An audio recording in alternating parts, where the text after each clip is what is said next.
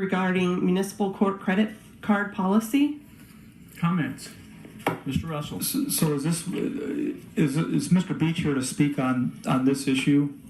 No, sir. No. No. Okay. Further comments? Ms. Frische.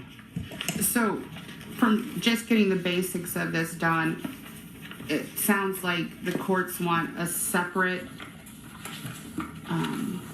policy from us. That's doable. That's okay. That's kosher.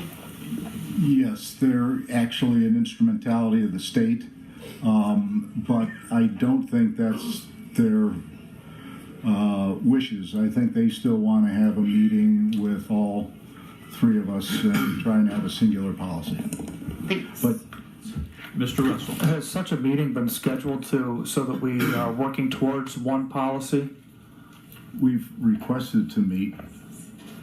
To all parties involved in this, considering they're all in the room here, what is preventing us to have a meeting on a credit card policy so we have one going forward?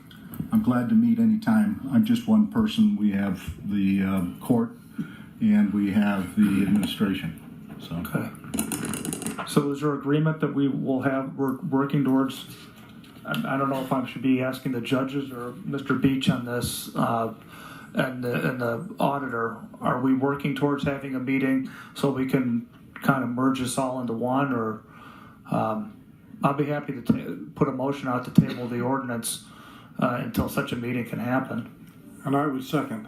If that would help. Looking for some guidance from somebody. I don't. From my perspective, as the one who requested the ordinance be brought to you, it is the policy that's currently in place. I think some dates are being circulated in some emails, and I've also requested to meet with each of the elected officials individually, particularly with the judges, because I have some other issues I need to speak with them that are financial in nature. Once everybody's in agreement on a date, I don't even remember who circulated the available dates. It might have been Judge Miller, but I don't think anybody's responded to that email, at least not that I've received in the email chain. Thank you. I think it's progressive. I would question tabling the ordinance that's currently out there, only because it is the practice that we have in place, and we can always change our ordinances. We do it all the time. So just in case it takes longer, I know we have till December or January to make sure we're compliant with.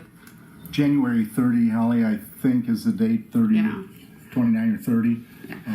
But without passing the ordinance that's before you now, it's the same bank card policy as we have.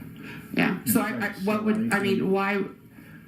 So that's what I think too. It's the same thing that we're following. So I see no reason to table it. I say go ahead and let it pass, continue the discussions, figure out what we need to tweak, and take that time, but also have somebody or all of council in on some of those discussions. So, because again, at the end of the day, it's our policy, our ordinance that we're going to pass. So I think we should have somebody in there, and I think we should, like you just said, it's the policy that we are using. Let's go ahead and let it pass and change it as we go. And my opinion is, why are we acting on something that would be exactly the same as what we have? Say that again?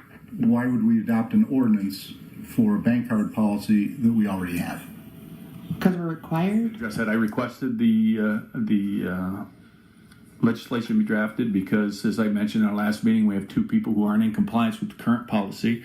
I think because of the email chain, that's become pretty evident that it's the two elected officials sitting down here to my left, and that I would like to get everyone in compliance, and I would like us all to come to an agreement. And if ultimately we end up with multiple policies and the state auditor's office is okay with that, that's fine. But in the meantime, I think we need to do everything we can to protect the city against fraud, do everything we can to protect it against accidental expenditures. And those policies that are in place, none of them were changed in any drastic manner since I've been in office. There are all the recommendations of prior auditors through experience, particularly the meal section of the policy and the difficulty they had with illegal expenditures and meals that were difficult to get receipts back from the employees, and I think the policy that is in place today has done the city very good. Ultimately, if the courts end up with their own, I have complete respect for that, and I look forward to working with them no matter what they do. Holly, you make a wonderful point, Councilperson Frische, and that is the burden of expenditure reporting should be on the employee, not on the city, to collect the receipts for improperly expensed items, which is the challenge that's created if the policy that's in place goes back to what happens in the old days. And that's what we're trying to do, just protect the city best we can.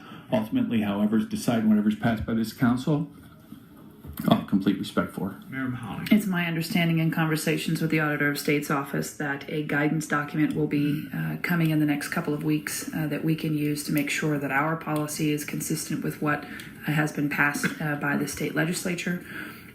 Also, the issues that certain employees, some of our employees, experience in terms of burdening themselves on forwarding expenses to then later be reimbursed for them. That sometimes can be cumbersome, and sometimes, depending upon who you are, it can be difficult to front those expenses. So all I want is a conversation about whether or not basically we can do meals and parking and taxi cabs and those types of things for employees. If he doesn't want to do it, fine. This is not something that I necessarily want to fall on a sword for. I'm just... Mayor, you said the state auditor sending what down in the next couple weeks? They're developing a guidance document, knowing that there are cities, school districts, counties, other instruments of local government that are developing policy if they didn't have them, and or refining policy that they may have already had. And they're trying to make it easy so that policies can be consistent with the legislation that has been passed. You guys can do whatever you want. I think what I'm asking you to do is just to, be a part of a conversation so this can be easier. I don't know why it's so difficult. We're just trying to be attentive to our employees' concerns. Ms. Frische. So I think we're all on that same page. We all want to be attentive and make it easy, but we also want to not make it so easy that we lose control and it takes a longer process. If council members make a motion to table this ordinance until further discussion, in the meantime, would you, Mayor and Law Director, be willing to turn your credit cards in and follow the current policy that Dawn says we already have a policy in place? Would you be willing to follow that in the meantime? I'll go first. First of all, you should read your current policy, because all the auditor had to do was ask me, and he's not asked me for my card back. Second of all, I'm not going to provide the card to the auditor's office until I don't see people who do not work for the auditor's office in the auditor's office eating lunch during business hours. And so I don't know who this individual is. That person's been there a number of times, and I'm going to keep mine locked in the safe.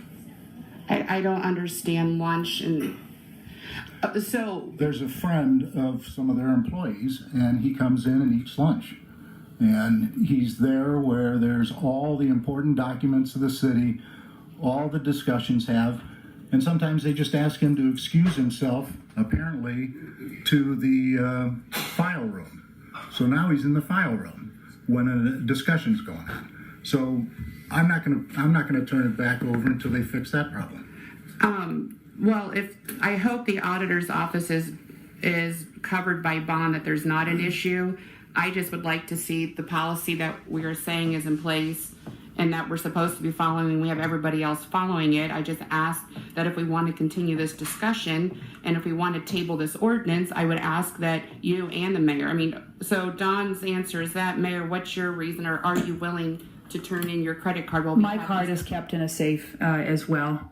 It's signed in and out, and the reason why I have access to it is in the event that we have an emergency expenditure that needs to happen. Perfect example is fuel for before we got our cards through Marathon.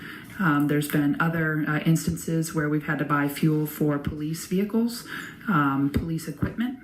And instead of either doing that personally or asking the officer to do it personally, in the event that we have an emergency expenditure, I would like to be able to have access to the card to use it in that case. The interesting thing is I took a look at the sign-in, sign-out cards for the two people here, and they've signed them in and signed them out pretty regularly until just recently.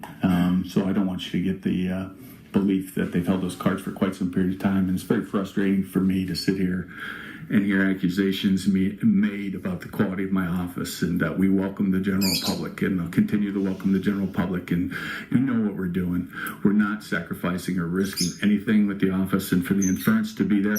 And folks, I really appreciate the opportunity to be part of this, and the politics has gotten ridiculous to the point where when a law director sits back and tells you he hasn't hired an attorney, and I got almost $8,000 worth of bills for an attorney he hired at the beginning of the year that he listened to for a workers' comp issue, it's ridiculous. Let's stay on the facts. Let's deal with this in committee if you'd like to. And by golly, you got a good policy. I hope you don't table it. I appreciate the question, though. If you do table it, I hope they turn the cards in. Those cards have been protected. They're protected properly. I have personal liability for the finances of the city, which I take very seriously, and sometimes I might seem overzealous, but I would hope this entire room would respect that. And I will give the respect that I receive, and my door is open, and I would love to talk, and I have every intention to talking to all the elected officials, and I have the utmost respect for the judges, and ultimately they will be part of this, even if the policy ends up separate. And it's the world's changing, government's changing. We got a lot of things going on here, but let's keep it professional. Thank you.